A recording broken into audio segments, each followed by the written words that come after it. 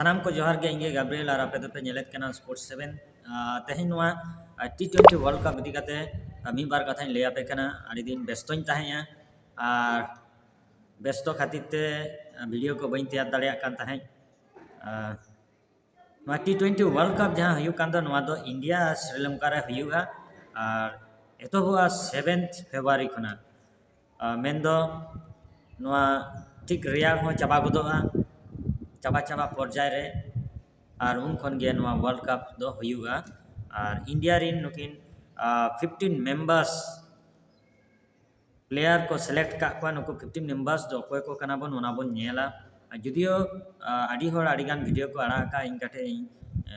लेया बना जे काटी कामी ताहे कना आडी गान सिन निदे कामी हुयु कान ताहे ओना खातिर वीडियो बइन तैयार दाड़िया कान ताहे तो नितो समय ᱧᱟᱢ का आसाय टाइम रे वीडियो को आड़ाक ताबना तो नुकु 15 गोटांग प्लेयर दो कोय कना को nyutumin lay anjomiya Abhishek Sharma Sanju Samson Tilak Varma Surya हार्दिक अक्षर रिंकू वाशिंगटन सुंदर हर्षित राणा अर्शदीप सिंह बुमराह वरुण कुलदीप शिवम और ईशान किशन तो नोआ मध्य रे ईशान किशन 2 बछर पर आबार कॉन्ट्रैक्ट नाम किया एकदम डायरेक्ट T20 वर्ल्ड कप रे चांस नाम किया चेदा से डोमेस्टिक क्रिकेट रे भागी खेले ताहे झारखंड रिन कोड़ा भागी खेले ताहे किंतु किछु नियम कानून बाय पालने खातिर गे उनी दो टीम खना को बाद ले दिया किंतु प्लेयर दो भागी गया भागी बैटिंग है ओपनर हिसाबते एमन की 4-5 रे जुदिम भिजाया ओना होय दाड़ेया साउते विकेट कीपिंग में मेनाय गया निया था स्मार्ट रे शायद मुश्ताक अली ट्रॉफी रे झारखंड टीम रिनी कैप्टन ताहे कना और उना टीम चैंपियन हो चके कोय और जे हिलो फाइनल मैच हुयु कान ताहे इन प्रोग्राम ओझा और आरपी सिंह माठ रे प्रेजेंट किन ताहे भागी खेल किया सेंचुरी किया 49 से 3 बोलते 101 रन करा किया और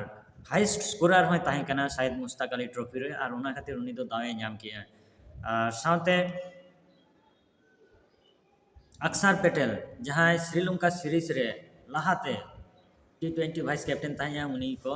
आरो को वाइस कैप्टन के दिया चिदा गिल को बात के दिया टीम खना और नोय जे साउथ अफ्रीका विरुद्ध रे जहां T20 सीरीज हुयन दो नोआ सीरीज रे गिल एकदम पूरा फ्लॉप ऑस्ट्रेलिया टूर जहां हुयन दो ओना रे फ्लॉप उनिया यदि लास्ट 15 मैच एम नेला जे सेरकम स्कोर दो बाय कराव का किंतु उनी उजित अगारकर और गौतम गंभीर दोनते उनी दो T20 रिनी चांस T20 टीम रे चांस कमाय कान थे इन मान मेना जखन इन कोलकाता मैच इन नेल ताहे सुमन गिल नवा गे रकाब कना अंडर 19 परे तखन रेगिन परके ताहे नई गिद्रे दो T20 खेलेनी T20 प्लेयर दो बांग कना चिदा से 20 बोले 30 रन 22 बोले 32 रन ओने उनका करा ताहे 10 बॉल डिफरेंस T20 रे उनका लखन बांग गानोआ उनी खन भागी प्लेयर मेना का विशेष कायते संजू सैमसन लखन प्लेयर जहां उनी खातिर ते ओपनर बाय नामे ताहे हंते रे विकेट कीपर हिसाब ते संजू सैमसन को सॉरी जितेश शर्मा को हटाव ले दिया तो जस्ट मिडटर्म प्लेयर एडजस्ट खातिर ते 3 प्लेयर को हंते नाते कान ताहे अक्षर पटेल समय रे दावे नामे ताहे बाय नामे ताहे ओने उनका असुविधा तो निया था आरपी सिंह और प्रज्ञान ओझा होयतो आडिगान जेद किन हताव किया और बीसीसीआई सेक्रेटरी होयतो उनी हो आडिगान जेदे हताव किया जे बांगा बाय परफॉर्मिंग दल रे चांस बाय नामा और ओना खातिर ते उनी T20 वर्ल्ड कप खन को बात के दिया आडिगान हर को लई जे रोहित शर्मा चेता 2024 वर्ल्ड कप रे उनी हो बात ले देता है चिदा से उनी हो बड़ाय ताहे जे T20 प्लेयर बांग कानाय तो जहां कान गे नुकु प्लेयर जहां मेना को नुकु नेलो काना को आडी सुलिट विशेष कायते अभिषेक और संजू जदि ओपनर किन ताहेना नुकिन एकदम पुइलु रेगे बोतर हो चले का मिटन स्टार्ट की नेमा साउते जदि 3 नंबर रे सूर्य बांगते से तिलक जदि आणगोनाय 3 नंबर रे ताहले तो आरो धमाकेदार होइगा तारपरे 4 रे होयतो सूर्या उनी हो जदि जे हिलो भागी बैटिंग आय रिजुरे दाल को साउते हार्दिक एकदम फॉर्म रे मेनाया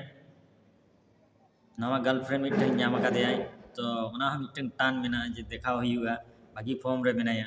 अक्षर पटेल जहाँ रगेम भेजाया ओंडे भागी करावाय भागी ऑलराउंडर कनाय साथे रिंकू सिंह भागी फिनिशर कनाय पावर हिटर कनाय एकदम दरकार रे जुदी 20 रन दालाय तो नेल हुआ टीम मा आडी सॉलिड को नेलक कना